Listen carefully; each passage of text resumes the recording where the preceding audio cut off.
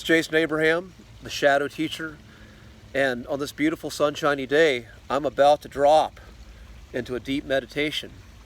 On my power spot, I'm going to get really silent, become one with nature and with the crystalline structure of the earth beneath me, and just enjoy the beauty that nature has to offer me. But before I do that, I want to address a problem I see that's being perpetuated in the world today. A problem that's being perpetuated by the average person's expectation of their authority figure. Both one end of expectation and the other end on not holding authority figures accountable for how they're dealing with public issues. And our purpose of leaders, all of us, all human beings have a great potential, but not everyone is called to be a leader.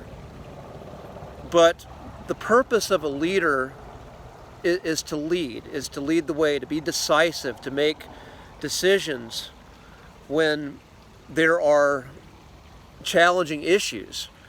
But what I've noticed is your average person, the person of average consciousness, and I'll define that person as someone who's not put a whole lot of work into evolving their consciousness, that just has kind of accepted the themes and the structure that a conventional societal worldview and education has provided them. Many of these people expect their leaders to be infallible. They expect them to be all-knowing, omniscient, all-seeing. They expect them really to be like gods. And this expectation to expect a human being to be divine, to never make a mistake, to know everything, it sets up failure when there's actual crisis at hand. And this particular person may not know everything, or the expectation is for ones to know everything. And what it also, it sets up for corrupt power figures who are willing to mislead the public, mislead the people who they're there to be an authority for or be a leader for, when the expectation is to be perfect. Someone who is going to hold their title of authority as reason to listen to everything that they say, and you never hear this person say, I don't know, for whatever reason, whether it's fear from their own ego of not wanting people to lose faith in them, or if it's fear of knowing that it's a threat to their authority and power when they admit that they're a human being and they don't know everything. And so this particular authority figure I'm referring to, I'm not going to say his name, I'm going to keep it vague.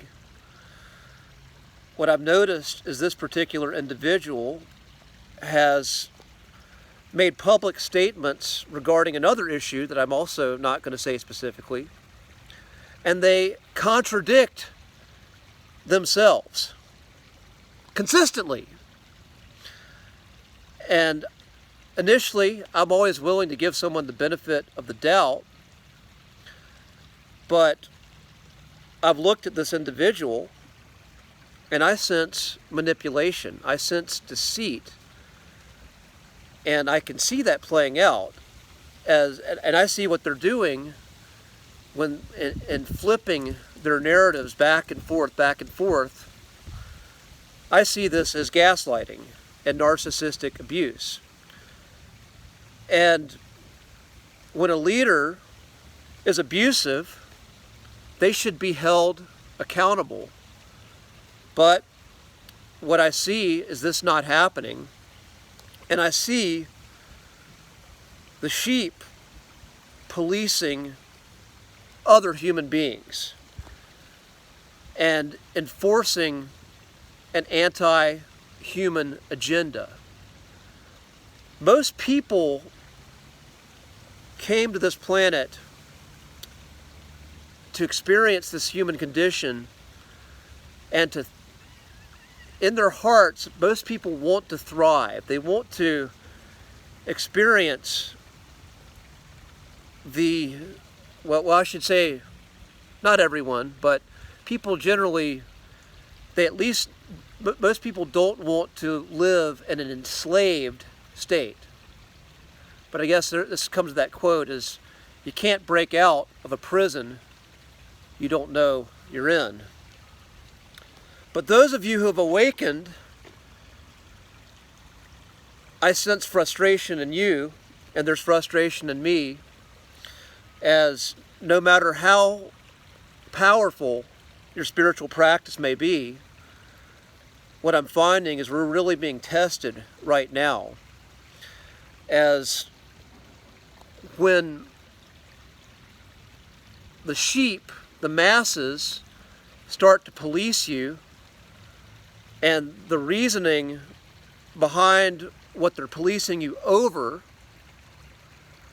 is just flat out not true, it's false, but yet they refuse to look at it and refuse to talk about it, that you can't have a civil conversation about it. Well, what I find is I start to feel a sense of disdain for people of this consciousness. And they have a sense of disdain for me because I refuse to play by the rules they've accepted, and they look at me as maybe being cruel or ignorant or being unnecessarily disruptive. And again, this is the great inversion of abusive power, of satanic manipulation, of the dark consciousness when it's infected otherwise intelligent people, but people who simply, due to their place in life, due to whatever reason, just cannot look at the big picture and accept the possibility that a perfect leader, a leader they want to see as perfect, doesn't know everything, or at worst, is abusing them and lying to them. And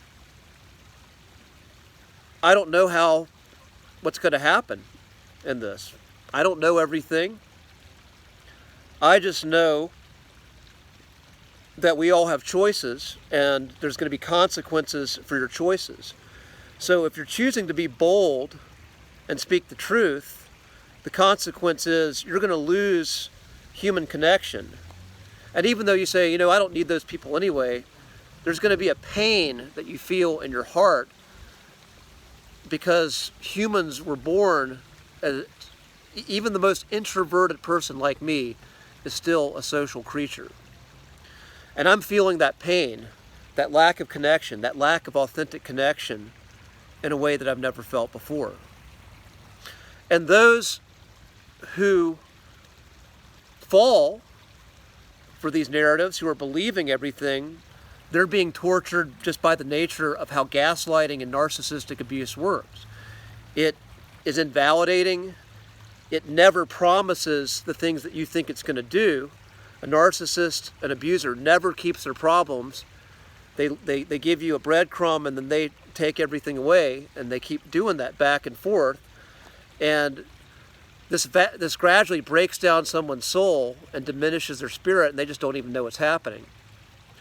Of these two situations, obviously I think option one, staying in alignment with the integrity of the truth of my spirit and saying no, rejecting corrupt authority, is the lesser of evils, but there's still a price to pay.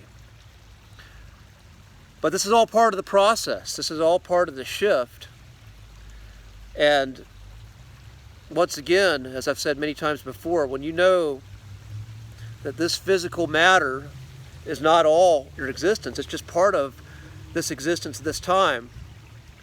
And I believe if you're here at this time and you're on this path, then you chose to be here. I believe I did. And that's when we go back to places like what I started this video about. You got to go back to the breath. You got to go back to those practices that remind you of the truth of who you are. And then you know it's all going to be all right. You do your part and you do the best you can, and the universe is going to do what it wants. And even though it doesn't feel so good at times, I'm able to find a sense of peace in knowing that. Class dismissed.